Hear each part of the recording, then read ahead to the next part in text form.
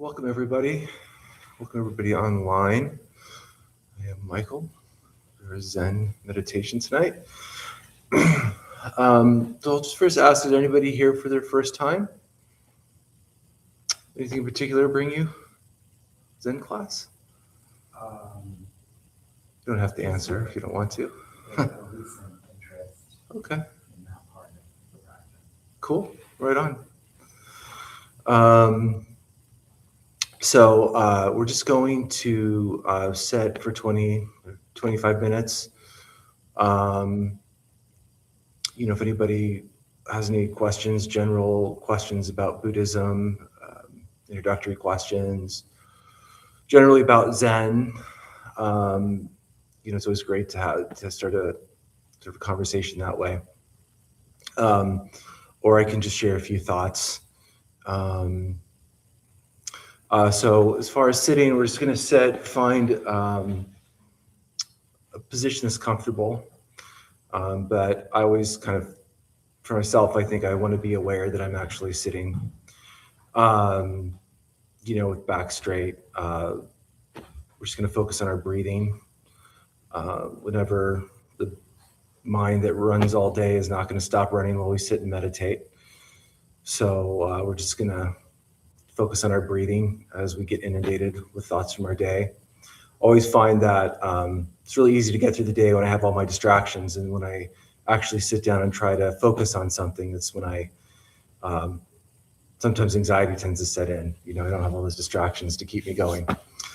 But that's the beauty of sitting. Just focus on your breathing. So with that, we'll just start. Sit.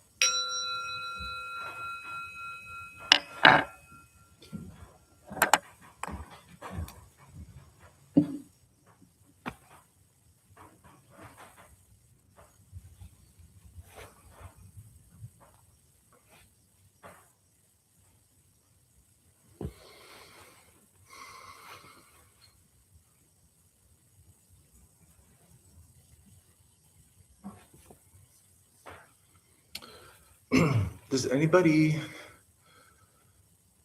have any questions about Buddhism or Zen Buddhism in general that they're curious about? Sitting, why we sit, anything like that?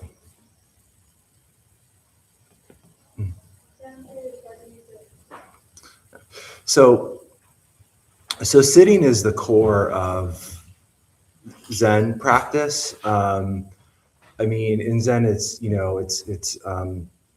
referred to as practicing zazen.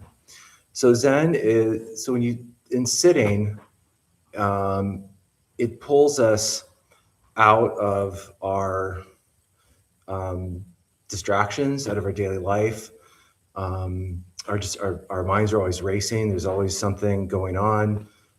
Sitting pulls us out of that, or we try to pull ourselves out of that.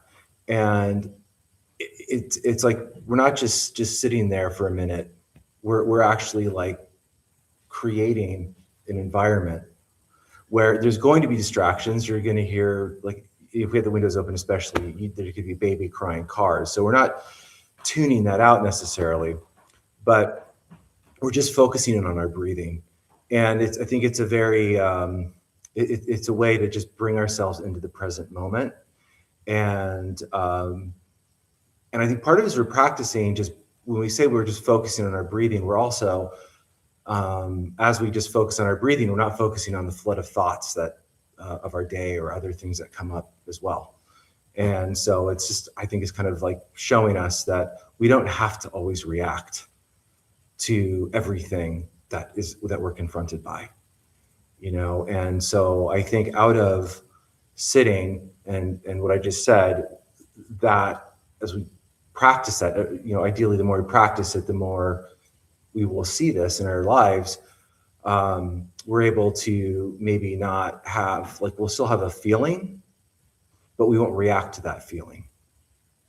So I bet if you spend a lot of time doing that, then we'd probably start, sensing the reaction less as well. So sitting is, I think, the core practice. And in Zen specifically, we're not, in other styles of Buddhism, you might recite something, a lot of these tankas, especially like in Tibetan Buddhism, you visualize things, you'll visualize that, or maybe there's a mantra, but in Zen, we're just sitting, focusing on our breathing, and that's it. There's no attainment. We're not doing it for any particular reason. So it's easier said than done, obviously, but also this idea of practicing Zazen and Buddhism in general is about focusing on what we do, what we say, and what we think. So a lot of that we are practicing in the same way as we practice when we're sitting, when we're practicing kindness and generosity and thinking good thoughts.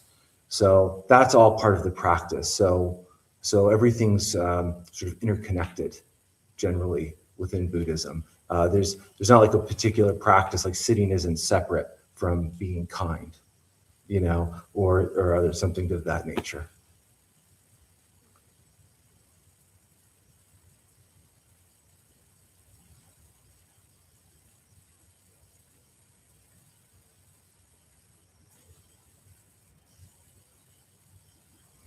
I mean, it's hard to not have any sense of attainment when we practice too, I think.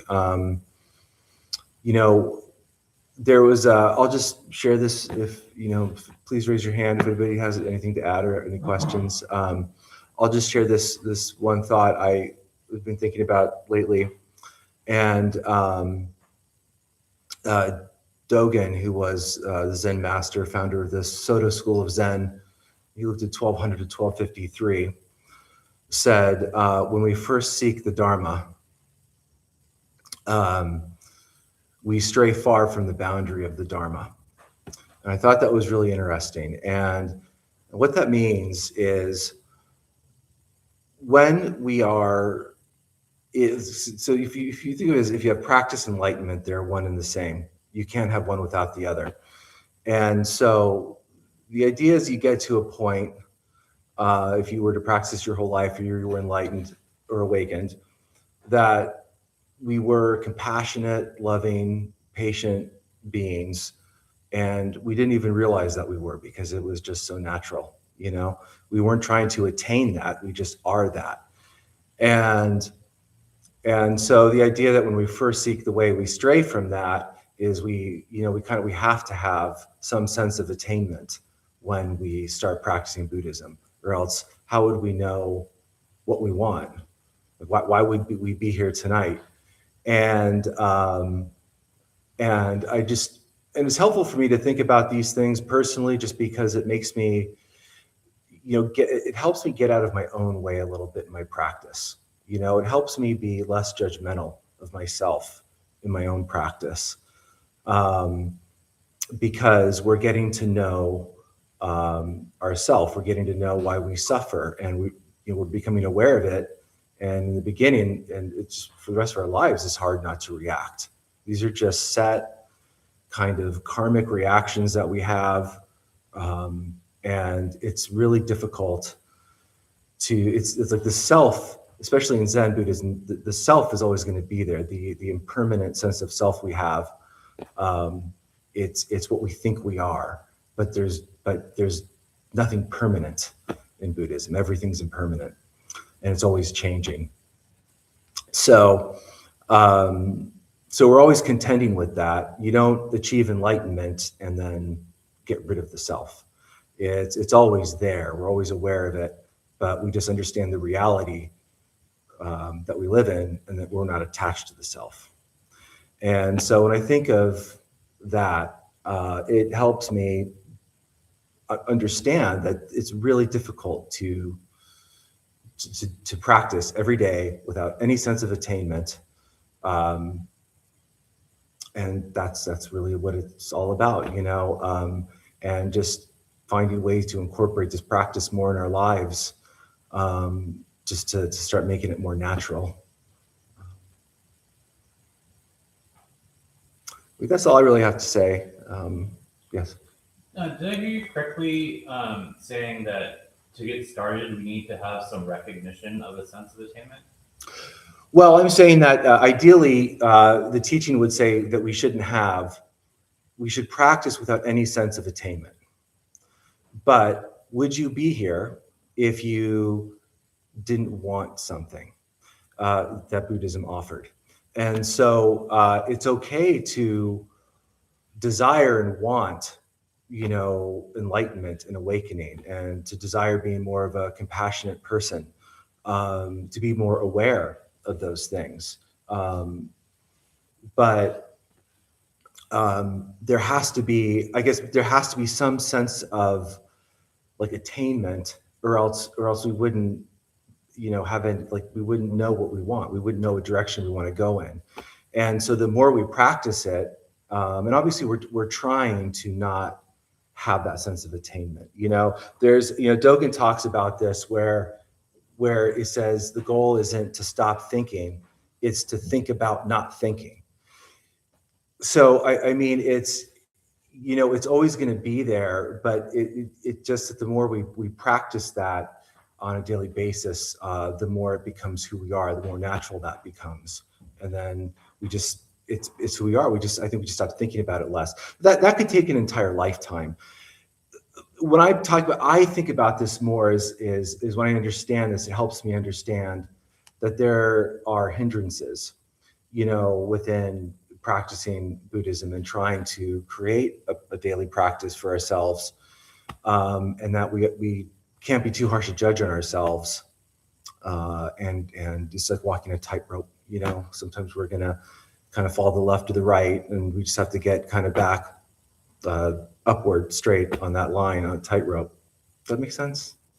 Yeah, I'm with you. I just made sure I heard it right, because it sounds like to me, to summarize what you said that you need some sense of attainment to get started moving somewhere. Mm-hmm. But on that path, you don't receive this intermittent feedback to tell you that you're improving or doing well. Yeah, exactly. I mean, I don't think there's ever any way to gauge where we are on our own path. Like that, I think that's impossible to, if we were to do this for the next 30 years and die practicing, die sitting and meditating, I don't think it's impossible to gauge like where we're at. And that's not the point. And I think even people, even the Buddha, like they just practiced. That was it. There was nothing else. So it's how, we have to want something to be here. And so it's okay. I think it's just about being aware of that attainment. And not being so attached to that. Like, we could be attached to Buddhist teachings where we become arrogant about them. It's what Jeff calls, Buddhist arrogance, where you're judging other people because they're not practicing what or, whatever. So there's that. But yeah, I mean, I think it's natural to have that sense of attainment. But it's okay to desire those things if we have the right intentions. But yes, eventually, when you do experience those moments of enlightenment, and it might just be a moment, but it could be where you have a moment where you react in a different way than you would have before, but you didn't even think about it. It just happened. That could be that sense of feeling that. Appreciate it. Yeah.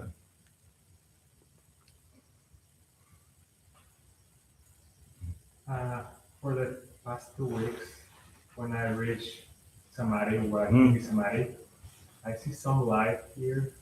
It's weird. I don't know what to do with it because then it's so distracting that it takes me away from my object of meditation. But it doesn't go away, so I'm kind of excited I'm reaching that point, but at the same time, it's like it's not helping. So I don't know if you have experience like. I used to,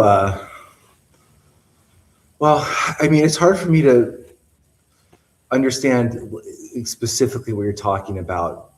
But what I can speak to is that I would assume it's nothing. It just within the practice of sitting in Zen, there isn't, like you're just focusing on your breathing. And do you feel that there's something that you're feeling from that experience? Like, do you feel like you're achieving something when that happens, or? No, really, no. It's when all the thoughts stop at Yeah. the point, after 15 minutes Yeah. of contemplate, Yeah. like everything stops. Yeah. I still think about thinking, right? Yeah. But when everything stops, it shows how it just it's there. Well, that, I would enjoy that. Like on the one hand, meditation and practicing Buddhism isn't supposed to be something that's constantly difficult. It doesn't mean it won't be difficult, but it doesn't mean it always has to be difficult. But at the same time, it doesn't mean that it can't be nice as well. There can be times where we can meditate and it was like really nice.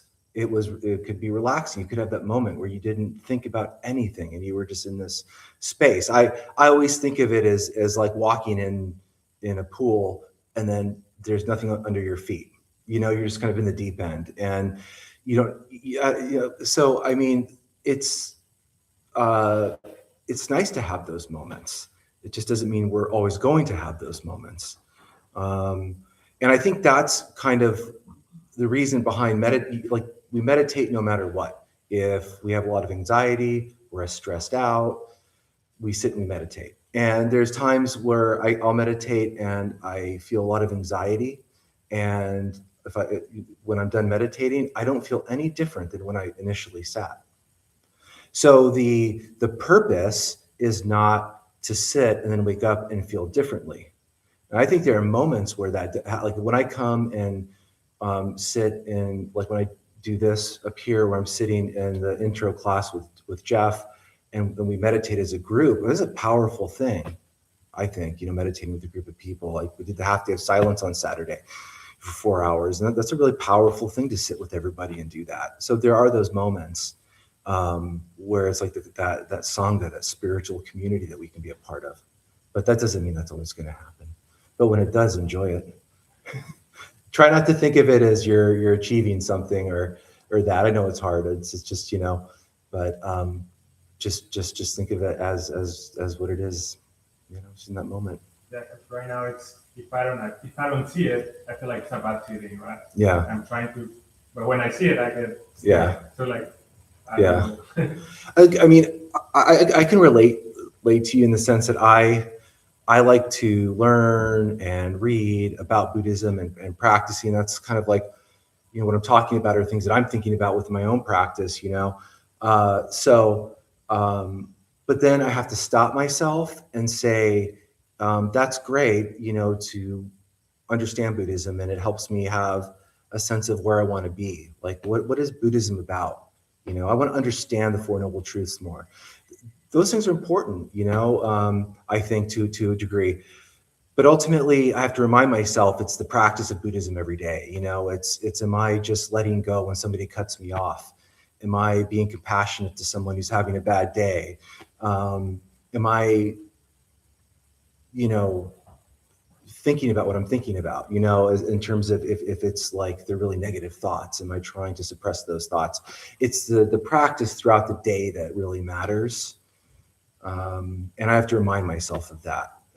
It's like Buddhism happens in our daily lives on a cushion. It doesn't happen in my head, where I'm thinking about it. So I can kind of relate to that. I don't know if that makes any sense, but where I think about it a lot too. Yeah, I've done my fair share of meditation where I've experienced some sort of like phenomena, and I equate it to the story of like Buddha whenever he first started meditating, and Mara appeared and sort of like did all these things, did the show to sort of like distract him. And I remember that, and I always think, when I experience this, what does it change about what I intended to do? Does it make any difference if I, follow it? Does it just distract me, or is it, just another thing that my mind, because mind is tricky, it comes with all kinds of things. So, I try to get curious about it. Like, what does this change?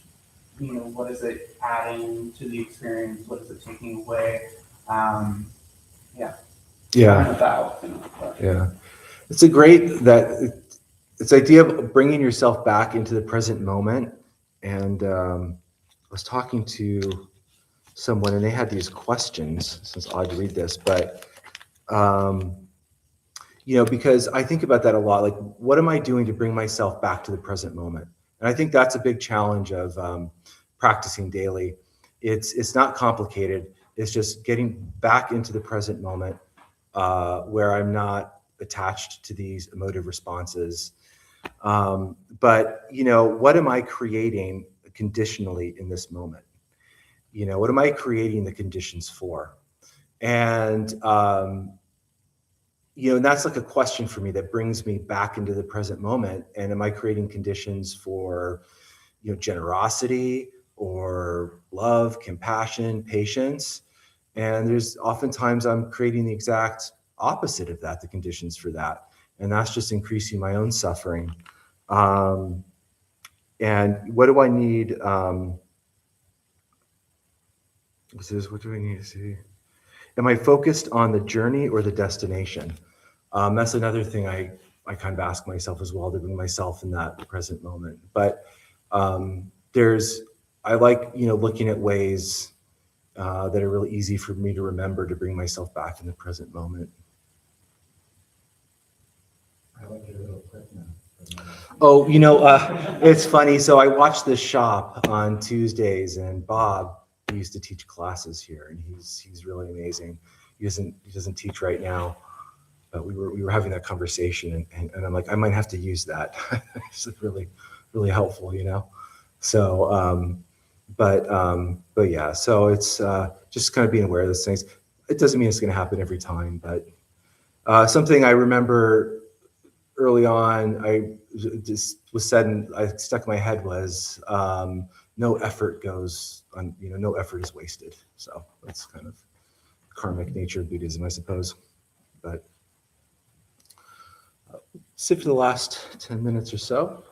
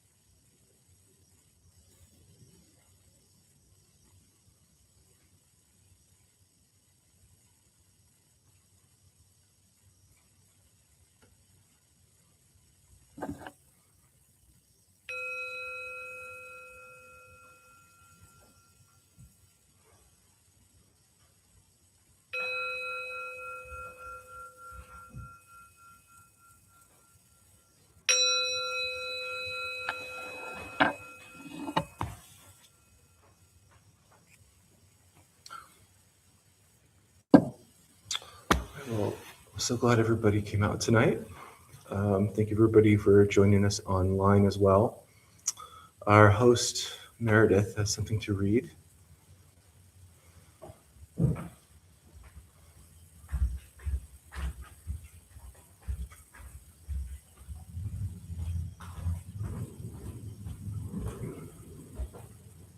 Hi everybody, I'm tonight's host Meredith. We opened the Dharmabumtemple 18 years ago to introduce Buddhist practice to those who show up. Those who lead are not nuns, monks, gurus, masters, or teachers, and are not looking for students. They're simply practitioners sharing their interpretation of the practice.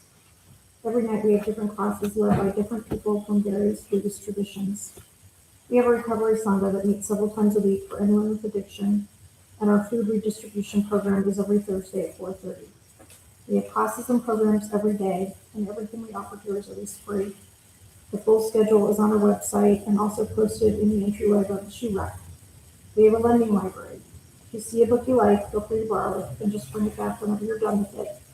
If you could please straighten your seat or cushion before you head out, that would be great.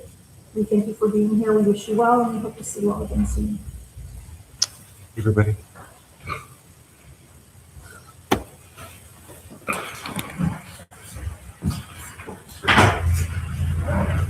In the stream, where is it? There it is.